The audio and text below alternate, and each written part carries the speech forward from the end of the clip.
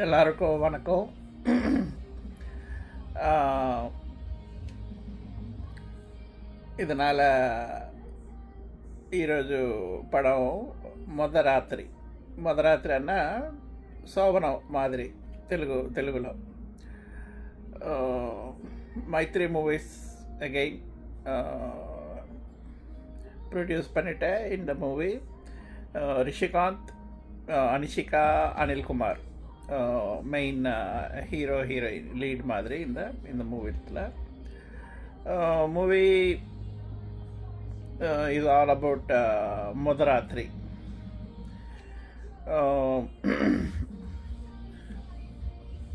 So Anishika, Rishikant పెళ్ళితో ఈ సినిమా మొదలవుతుంది అనమాట. సినిమా వాళ్ళ మొదటి రాత్రి గురించే సినిమా అంతా. సో ఇది మంచి సరదా రచ్చరంబోల మీరు క్యాప్చర్ చేసినట్టయితే రచ్చరంబోలగానే ఉంటుంది. ఎందుకంటే అంటే అమ్మాయి తరపు పెళ్లి వాళ్ళు, అబ్బాయి తరపు పెళ్లి వాళ్ళు అందరూ ఉంటారు అనమాట. ఒకతరు ఒక ఒక ఒక బంధువు అబ్బాయి తరపు బంధువు, అమ్మాయి తరపు బంధువు అతను నన్ను గుర్తించలేదు, నాకు మర్యాద ఇవ్వలేదని చెప్పి గొడవ చేస్తుంటాడు. అంటే పెళ్ళిలో ఇలా కామన్గా ఉంటారు కొంతమంది, నాకు సరిగ్గా మర్యాద చేయలేదు అని చెప్పి అతన్ని బుజ్జగించడం అలా ఇలా జరుగుతూ ఉంటుంది. అంటే ఈ పెళ్ళిలో ఈ సైడ్ అటువంటి అన్నీ జరుగుతూ ఉంటాయి అన్నమాట. ఇంకా మెయిన్ ఏమిటంటే అమ్మాయికి ఆల్రెడీ ఒక లవ్ ఉంటుంది. అమ్మాయికి అప్పుడప్పుడు బాత్రూంలోకి వెళ్ళి ఫోన్ చేస్తూ ఉంటుంది అనమాట. ఎక్కడ ఏమిటి అంటే వీళ్ళు ఏదంటే పెళ్ళికి ముందే వెళ్ళిపోవాలని ప్లాను. వాడు అమ్మాయిని ప్రేమించిన వాడు ఏమిటంటే వాడు ఉదయం 5 గంటలకు అలారం పెట్టుకోకుండా, అంటే 5 గంటలకు పెట్టుకోకుండా వాడు సాయంత్రం 5 పెట్టుకొని మిస్ అయిపోతాడు అనమాట. సో ఈ లోపల పెళ్ళి స్టార్ట్ అయిపోద్ది. పెళ్లి కూతురు టెన్షన్ పడుతూ ఉంటుంది. వాడు పాపం లేపుకెళ్ళాల్సిన వాడు ఏదంటే బయలుదేరుతాడు. వాడి దగ్గర డబ్బులే ఉండవు. వాళ్ళ ఫ్రెండ్స్ని కూడా అడుగుతాడు, వాళ్ళ ఫ్రెండ్స్ కూడా చేతులు ఎత్తేస్తారు అనమాట. సో వాడి దగ్గర 1000 రూపాయలు, 2000, 3000 ఉంటాయి. ఇంకా పెళ్లి గట్టలు కొట్టించుకోవడం. సో ఇంకా ఎలాగా అని చెప్పి కొంచెం వాడి టెన్షన్లో వాడు ఉంటాడు. ఇంకా వీళ్ళిద్దరు అమ్మాయి అబ్బాయి వీళ్ళిద్దరు ఫోన్ చేసుకుంటూ తిట్టుకుంటూ ఉంటారు. సో ఇక పెళ్ళికొడుకు ఏంటంటే దుబాయ్ అనమాట. దుబాయ్ నుంచి వస్తాడు సెలవు. వాడికి పెళ్లి గురించి తెలీదు. రాగానే పెళ్ళికి అని చెప్పి తీసుకెళ్ళిపోయి పెళ్ళికొడుకు వేసేస్తారనమాట. వాడేంటంటే అమ్మాయితో మాట్లాడుతానంటాడు. సో ఇప్పుడే పెళ్ళికి ముందు మాట్లాడేది ఏం లేదు, ఇంకా పెళ్లి చేసుకో అనేసి అంటే సరే ఇంకా పెళ్లి జరిగిపోద్ది. ఇంకా పెళ్లి జరిగిపోతుంది. ఇంకా అందరూ ఇంకోటి ఏంటంటే వీళ్ళు పెళ్ళికొడుకు ఇంట్లో వాళ్ళకి మంచం ఒకటి ఉంటుంది. మంచం ఏంటంటే రిపేర్లో తీసుకెళ్ళి ఇచ్చుంటారు అనమాట. ఆ మంచం రాదు. సో మంచం ఏంటంటే వాడేదో రిపేర్ చేసి కొంచెం బిగించి అన్ని గట్టిగా బిగించి మళ్ళీ తీసుకురావడానికి ఆటోలో వెళ్తారు అనమాట. సో ఆటోలో వాళ్ళు తీసుకొస్తూ ఉంటారు. ఇంకా సో పెళ్ళి ఏంటంటే ఇంకా మంచం కోసం పెళ్ళి శోభనం ఏదో చూస్తూ ఉంటారు. ఇంకా మంచం ఎలాగ రాకపోతే ఇంకా చాపేసేసి జరిపించేద్దాం అని చెప్పి ఇద్దరిని లోపల పంపించేస్తారు అనమాట. సో ఇంకా అమ్మాయి ఇద్దరు కాసేపు కూర్చొని ఉంటారు, మాట్లాడుకుంటూ ఉంటారు. పక్కన అమ్మలక్కలు వీళ్ళందరూ ఏంటంటే వీళ్ళిద్దరు లోపల లైట్ వేసుకుని ఇంకా లైట్ తీయలేదు అని చెప్పి వీళ్ళు పక్కన సైడ్ కామెంటరీ అంటే వాళ్ళ ఉత్సాహాలు అలాగా ఇది చూస్తూ కబుర్లు ఆడుతూ ఉంటారు అనమాట. అమ్మాయి బాత్రూమ్కి వెళ్తుందని చెప్పి బాత్రూమ్కి వెళ్తుంది. ఎంతసేపటికి రాదు. సో వీడు పెళ్ళికొడుకి డౌట్ వచ్చి అది రాలేదు ఇంకా అని చెప్పి తలుపు బద్దలు కొట్టేస్తే ఈ అమ్మాయి ఏంటంటే బాత్రూంలో నుంచి తప్పించుకోవాలని చూస్తూ ఉంటుంది. వెంటిలేటర్ నుంచి వెళ్ళిపోదామని చూస్తాడు. అమ్మాయి పుట్టి పైకి ఎక్కాలని చెప్పి చూస్తూ ఉంటుంది. సో అప్పుడు అర్థమవుతుంది వీడికి ఏదో అమ్మాయికి పెళ్ళి ఇష్టం లేదని చెప్పి సరే ఏమిటంటే నాకు ఇంకొక లవ్ ఉన్నాడు, వాడు మేము ఇద్దరు లేచిపోదామని అనుకుంటున్నాం అంటే సరే వీడికి అసలు పెళ్ళి ఇష్టం ఉంటుంది కాబట్టి సరే నువ్వు వెళ్ళి పడుకున్నాడు. లైట్ ఆపేసి కాసేపు అయ్యాక అందరూ పడుకున్నాక సరే నువ్వు వెళ్ళిపో అనేసి అమ్మాయిని అంటే వెళ్ళిపోద్ది అనమాట.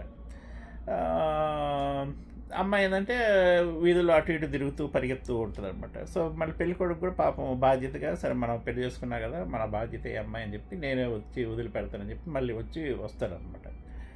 సో ఇలాగా వాళ్ళిద్దరూ మాట్లాడుకుంటా ఏదో వెళ్ళిపోతూ అమ్మాయి మధ్యలో వీడు కూడా కాల్ చేస్తూ ఉంటాడు. మధ్యలో వాడు పెట్రోల్ కొట్టించుకోవడం, పంచర్ అవ్వడం ఇవన్నీ అవుతూ ఉంటాయి అన్నమాట.